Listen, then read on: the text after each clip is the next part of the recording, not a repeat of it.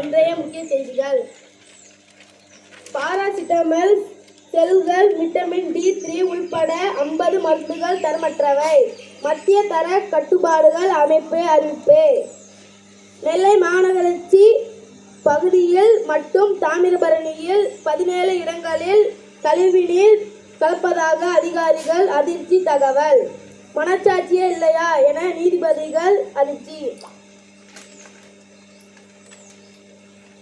உலகில் உயரமான போர்க்களமான தியான்ஜின் ராணுவ முகாமில் ஜனாதிபதி திரௌபதி முர்மு ஆய்வு. வீரர்களின் தியாகத்தை பாராட்டினார். நிர்வாக ரீதியாக மஞ்சள் எச்சரிக்கை. மதுரை உள்பட 19 மாவட்டங்களில் நாளை கனமழைக்கு வாய்ப்பு. வானிலை ஆய்வு மையம் தகவல். குரூப் 2A முதல் நிலை தேர்வு முடிவு டிசம்பர் மாதம் வெளியீடு. முதன்மை தேர்வு அடுத்த ஆண்டு நடைபெறுகிறது.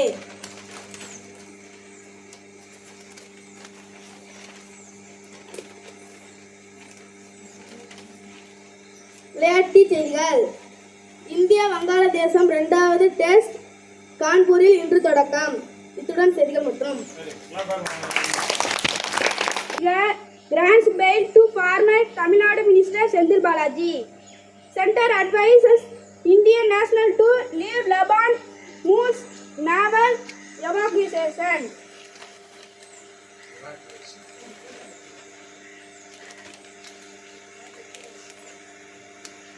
Increased by scope certificate many turn towards organic farming.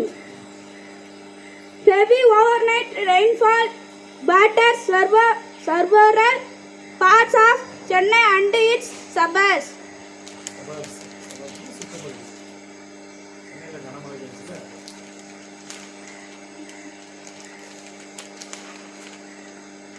No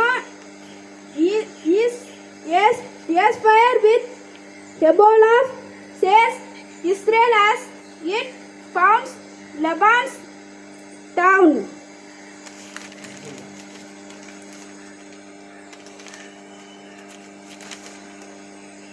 Sports news.